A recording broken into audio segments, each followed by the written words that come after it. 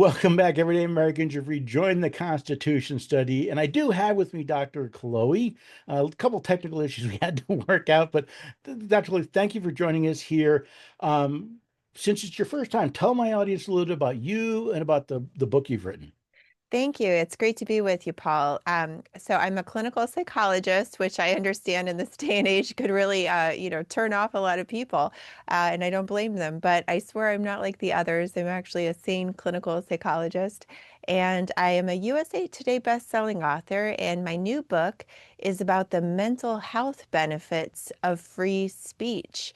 And I actually wrote it in part because my own profession seem to be going so far off the rails with all, this stamp out hate speech and bullying, and that'll be better. And, not that I'm in favor of hateful speech or of bullying, but I felt like the value of freedom of expression and free speech was somehow actually getting lost in the conversation. So my new book explains that on a cognitive and emotional level, as well as some practical techniques as well. Well, actually, it's funny. There's a regular Zoom call I'm on, and one person talking about society. Well, you can't say that. No, I can say anything I want. It's amazingly freeing when you're not self-censoring. And I always look at freedom of speech is it's my opportunity to learn what the other person thinks and whether or not I can trust what they say. I mean, that's really the importance of it. We don't grow if we're not exposed to new ideas.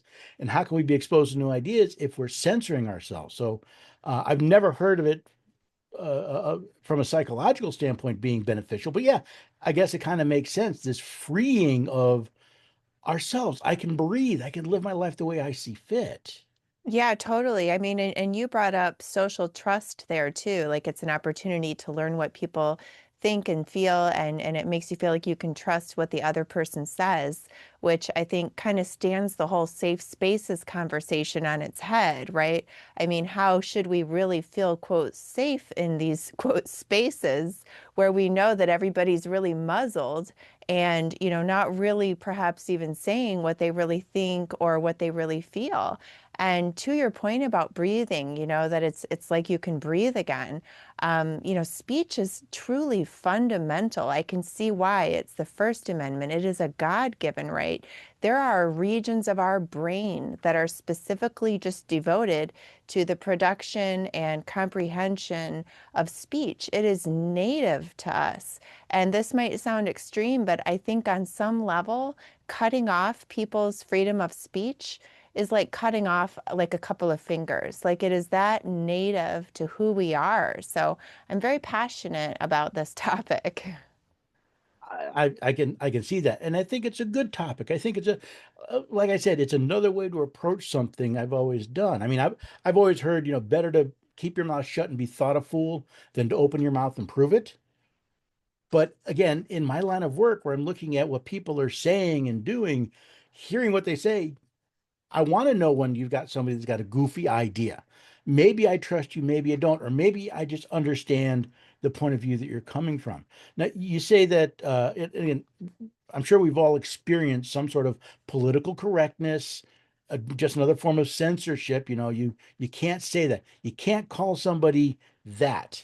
Or we saw, the speech police were being brought around in the previous administration. What's the psychological impact of having to kind of hold in what you think because you're afraid of how society or other people will react? Yeah, there's a lot of psychological impact. So I think most people these days know the psychology terms like repression and suppression and denial. And that's actually what happens when we stifle ourselves. So suppression is when you consciously tell yourself, I better shut up, I better not say that. And then repression is when you do suppression so often that it just becomes automatic. And then denial is almost kind of spooky. It's like where you kind of lose touch even with your own thoughts because you've just pushed them to the back of the mental closet so much that you're not even, fully aware of them anymore. And so that it's a huge problem when we can't be conscious of how we really feel. So just as an example, I share a story in the book about a man that was told in the workplace that he'd just have to deal with the fact that he wouldn't be promoted because he's a straight white male, and they just weren't trying to promote that type of person. They wanted, quote, diversity. And he kind of had to go, or I shouldn't say had to, but he coped by going into denial because if he got in touch in that moment with how angry and unfair that seemed, he just didn't know what to do. So he plastered a smile on his face and said, "Yeah, I get that. I get it." And then lo and behold, he started having kind of a strange hostility with women, and he couldn't really be himself and couldn't really commit. And as we kind of connected the dots and unpacked it all in therapy, we realized that, it was actually an output of the denial, that by not really being in touch and being open and direct about his feelings about this HR lady that told him that basically he'd have to suck it up because it's time to make way for women, especially women of color.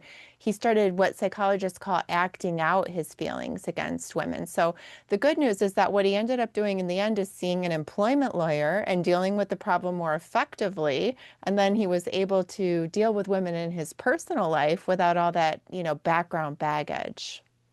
Now, to my understanding, there's a difference between when I intentionally don't say something because I don't want to harm or I don't want to hurt the feelings of somebody else, especially someone close to me, versus being told I can't say something.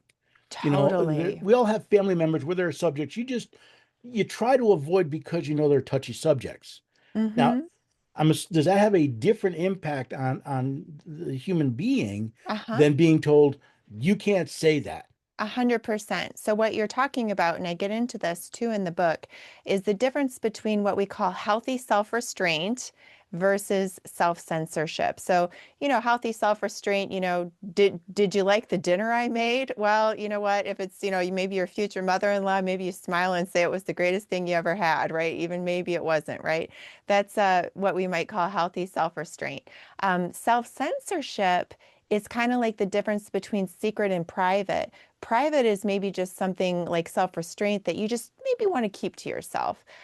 Secret is where there's going to be a consequence if people find out, and there's a matter of stress around it. And that's where we get into the self-censorship, where you're really truly not being yourself about topics that really actually matter to you, almost like, you're in the witness protection program. And I wanted to circle back to Paul, to something you said a moment ago about, you want to find out if people have goofy ideas, right? And I think that's good too. And what's interesting, and I share this in the book, is that even with what we can all agree are truly goofy ideas, right? Like, say, being in the KKK, or, being a jihadi recruiter. I share in the book that people that have been in the KKK and that have been jihadi recruiters, the way that they got freed of their, quote, goofy and, worse ideas was not by somebody telling them you cannot say that, shut up. All that does is pushes ideas deeper. They get cured of their bad ideas through dialogue, through somebody listening to them, inviting them to talk it through. And then we've all had the experience, right, of hearing ourselves say something aloud, because speech is very powerful, and saying, wow, as I hear myself say that, maybe I see that that doesn't quite make sense. So even with goofy ideas, to your point, it is so good that we can have dialogue. Yeah, the old that sounded better in my head. Sure. but All but the you're right. time. It fulfills the idea that the way to deal with bad speech is not with less speech, but it's with more speech. It's opening up and knowing, okay, and then not simply shutting someone down. Wait a second. If you join the K, why did you join the KKK? That question why I found to be so helpful in understanding, maybe this person, there's a reason, well, my daddy was into KKK and my grandpappy was in the, and it's a family thing, which, like I said, it's that open, it's that exposure, it's the speech, which if they refuse to talk about the KKK and I refuse to talk about it never gets dealt with. And this goes on as a generational, continues a generational thing. Yeah, and it's so interesting again because speech has it's like as you compared it to breathing before, good comparison because it's so meaningful and complex, and yet we don't even think about it. We don't think about breathing. We don't think about speaking. But it is, ironically, if people want to, change people's ideas, they're not going to be successful through speech codes. They're going to be successful through getting people to put their ideas into words, which also creates a separation between you and your ideas. So when we can start putting things into words, we have a little distance, a little perspective, and when we keep them inside, that's when we actually feel more fused with the ideas, as if the thoughts and ideas are us. There's a reason they call it expressing yourself. It's like literally getting something out of yourself, and then you can either develop good ideas, which is a great thing to do, or start to get some distance between yourself and some bad ideas. It's literally getting something off your chest. It's we Exactly. need to express this, and it's you point out that our founding fathers, when they looked at our unalienable rights, one of them was that need to express ourselves. And the First Amendment, which actually wasn't the First Amendment proposed, but was the First Amendment adopted, and it's really got five things, all of which to me involve expression. You've got freedom of religion, right? You not be told what to believe how you feel to believe. Your freedom of speech, your freedom of press, which is the ability to publish, right? You have the right to peaceably assemble and even to petition your government for a redress of grievance. These are all expressing ideas. And, I keep coming to this idea of um, censorship is very self-centered. I don't want to hear this, so I won't let you say it. Versus freedom of speech is really okay. Yeah, I can express what I want, but when we really get down to it, it's also tell me what you think, and then let's deal with that. That's why I keep saying that question: why? Opening up these ideas. It's almost an empathetic response to say, tell me about yourself. Tell me what you're thinking, so that I have a better vision of you, or at least the you present to the world. Yeah, you're getting into something which is important too, which is the importance of listening, right? So the book has two parts. Part one is the psychology about, the emotional regulation, the cognitive development, just science of freedom of expression and why it's good for us. Part two is techniques, and the first chunk of techniques, as one would expect, is about speaking up and how to do it in difficult situations. But then the second half of those techniques is actually about how to listen when somebody else is expressing things that you don't like, right? Because dialogue, if we really want people to hear us out, we kind of have to be willing to hear them out too, right? For to truly have a dialogue. And as you said, freedom of speech isn't just about expressing, it's also about tolerating that even if I don't like what a person is saying and I don't have to listen to it, but to try to stamp out their right to say it at all, it's like a kid on the playground covering their ears and saying, "Nah, nah, I can't hear you," right? Just to like as if that makes it go away when of course it doesn't. And I'm old enough to remember, I may vehemently disagree what you have to say, but I will defend to the death your right to say it. It's another saying I picked up over the years is, to me, there are only two stupid questions in the world. I love when people ask me questions. I know a lot of people get nervous about it, but I love it. I said, but there's only two stupid questions in the world: the one you don't ask, and the one you ask three times. Yeah. If you don't know, ask. I never get offended when someone asks what they think is a silly question or a simple question. If you don't know, I'd rather you ask if I can explain it to you. The only thing I ask is when I respond to you, listen to what I'm saying. If you're asking the same question three times, we're not communicating. And Yeah. that becomes the problem. How do we deal with that? Yeah. Well, that's actually, I know we got to wrap up, so I'll share one quick technique from the book that addresses exactly what you're saying, which is called reflective listening. And it's good for speaking up and for listening. So if two people are in that almost like talking past each other situation, what you do is, person A says what they think about an issue, and then person B just simply recaps it back and says, "Here's what I heard you say. Did I get this right?" And that helps to make sure because when our heart rate goes above 100 beats per minute, we literally cognitively aren't even necessarily fully processing what the other person is saying. And so then you switch roles, and person B then says what they believe, and person A repeats it back. And it's amazing how much that helps to take the temperature down when people are not fighting for airtime and they're really for sure being actually heard and understood. It's great for dialogue. Yeah, I often say there are four parts to each side of the conversation. There's what I think, what I say, what you heard, and what you think I mean. Mm. And breaking it down like that recognizes we don't always speak what we think, and the person doesn't always hear what we say. And even if they do, their current preconceived notion of us is going to filter that into a certain context.